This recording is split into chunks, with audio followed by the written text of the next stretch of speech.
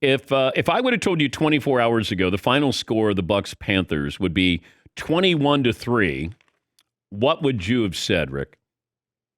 I just said the Bucks won, but they didn't play very well, but they're just happy they won. I mean, nobody saw this coming, Dan. I mean, I'm starting to feel like Tom Brady's Jim Cantore. You call me anytime there's a storm brewing, and and I'm standing on the doorstep of a crisis. And yeah, it's just weird, man. They're just not a very good football team. And this is what I've come to realize is that, we know the players they're missing, whether it's Gronk or the guys, all their free agents are injured.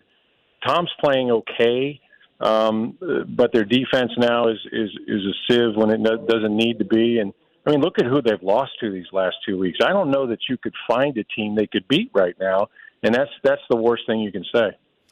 Well, when you have a coach saying, I don't know if it can get any darker, well, it can. You have Baltimore Thursday night. Yeah, right.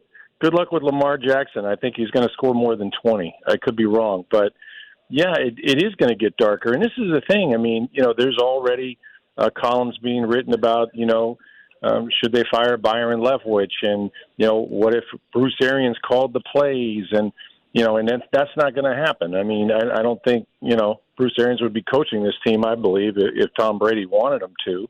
And, that's sort of not the case. And so they're going to have to figure this out. And yet, if Mike Evans catches that pass, Dan, early in that game, I just feel like, they have a different feel about themselves. And sometimes it can just take one play to take kind of the pressure off of everybody and say, okay, we're going to be all right. So it just hasn't happened yet.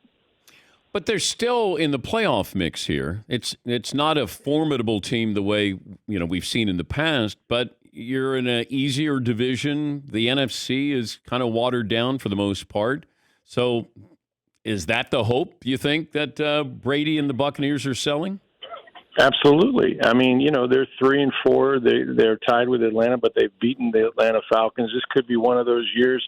I don't know how many years ago it was. The NFC South was won at 7-9. Mm. Of course, they got 17 games now, but I don't know if it's going to go that way. It's just you look at what they're facing, and they got to get themselves straightened out, and they got to do it fast. I mean, after Baltimore, you got to play the Rams. You got to go across over to Germany and play a Seattle team that's playing really well right now. So, like I said, it's really about them. Let's see what they do at the trade deadline too. And I don't know how many guys are going to be stoked to come here, but as far as free agent goes, you probably lost Odell Beckham at this point. But they need to be active in that. Look, this was all chips to the table.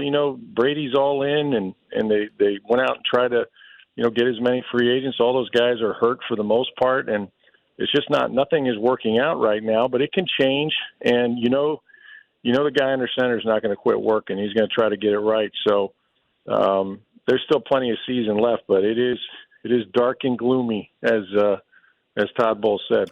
Do you agree with Ben Roethlisberger, who said when he watched Brady that he just didn't look like he wanted to be out there? I think he wants to be out there.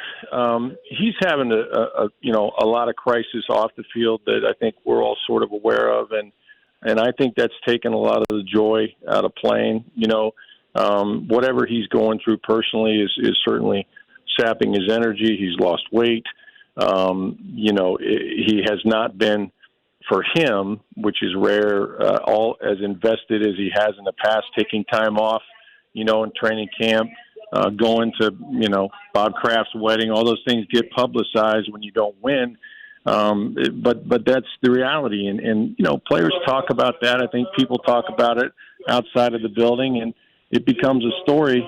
But I think he's still the most prepared quarterback in the NFL, and I think he will be. And I don't think his shoulder's all that great either, Dan. I think he's playing, with sort of a hurt wing as well. So who knows what all's going on? I'm not sure we will for some time, but he's certainly not the guy that was here in 2020, and that they need him to be that guy. Safe travels as always, and stay by your phone just in case they lose on Thursday night. We'll probably talk to you on Friday. All right, I'm on the dock watching the storm roll in, man. Just give me a call. That's Rick Stroud, Tampa Bay Times. What's the line on Thursday night with the Ravens and the Buccaneers? As we mentioned that with the Packers and the Bills, you want to play Guess That Line? Guess that line. Buccaneers hosting the Ravens. Over under 44 and a half. Say Buccaneers by 2.5. Buccaneers by 1. Ooh.